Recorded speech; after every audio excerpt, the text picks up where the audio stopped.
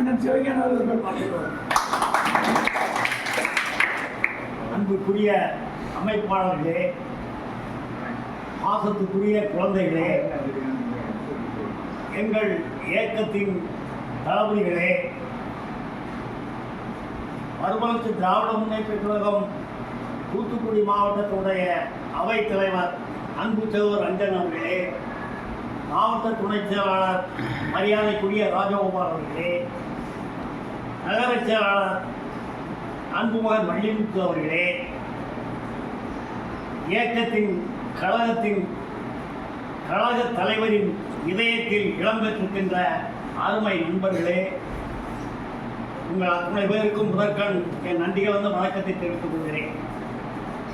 மறுமலர்ச்சி திராவிட முன்னேற்ற கழகம் என்ற ஒரு அரசியல் கட்சி, ஆனால் அதனுடைய தலைவர், அதனுடைய பொதுச் செயலாளர்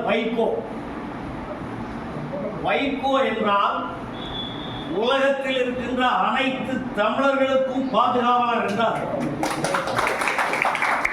உலகத்திலே தமிழன் எங்கே துன்பப்பட்டாலும், தமிழன் எங்கே தாக்கப்பட்டாலும், தமிழனுக்காக தன்னுடைய வாழ்நாளில் சுமார் 60 ஆண்டு காலம் அவர் தன்னை அர்ப்பணித்திருக்கிறார்.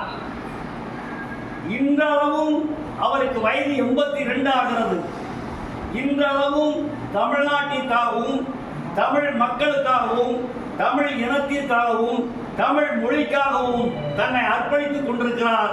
இன்றளவும் நாடாளுமன்ற மேலவையிலே ஒரு உறுப்பினராக இருந்து இந்த நாட்டினுடைய பிரதமர் மோடி அவர்களை முன்னிறுத்தி கேள்வி கேட்டுக் கொண்டிருக்கிறார். அப்படிப்பட்ட ஒரு மூத்த தலைவர்.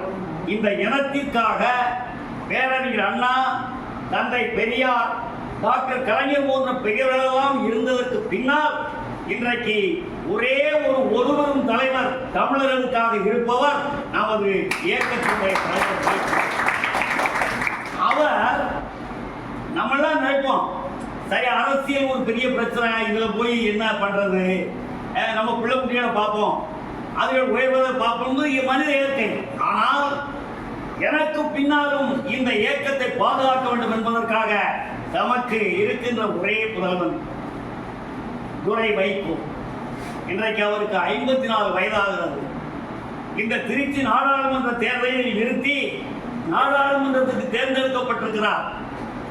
அவர் இன்று நாடாளுமன்றத்திலே வைகோவின் பிரதிநிதியாக, மறுமலர்ச்சி திராவிட முன்னேற்ற கழகத்தின் குரலாக இன்றைக்கு ஒலிக்கிறார். அவரும் தந்தை 8 அடி பாயும் என்றால் குட்டி 16 அடி பாயும் என்று சொல்வார்கள் அல்லவா, அந்த வகையிலே செயல்பட்டுக் கொண்டிருக்கின்றார் இன்றைக்கு நாடாளுமன்றத்திலே. ஆக வைகோவும் சரி, துரை வைகோவும் சரி, இந்த தமிழ்நாட்டில் இருக்கின்ற மக்கள் அனைவரும் உயர வேண்டும், அவர்கள் வாழ்வாதாரம் உயர வேண்டும், அவர்கள் இன்னல் இல்லாமல் வாழ வேண்டும், நமது தமிழ் மொழி காக்கப்பட வேண்டும், தமிழ் இனம் காக்கப்பட வேண்டும் என்ற ஒரே லட்சியத்துக்காக இயங்கிக் கொண்டிருக்கின்ற தலைவர் தான் எங்கள் மறுமலர்ச்சி திராவிட முன்னேற்ற கழகத்தினுடைய பொதுச் செயலாளர், அதனுடைய இளம் தலைவர் அண்ணன் துரை வைகோ அவர்கள். எனவே அந்த தலைவருக்கு இன்றைக்கு 54வது பிறந்த நாள். எனவே அவர் மீண்டும் இன்னும் 154 வயது வரை வாழ வேண்டும் இந்த இனத்திற்காக என்று நாங்கள் விரும்புகிறோம்.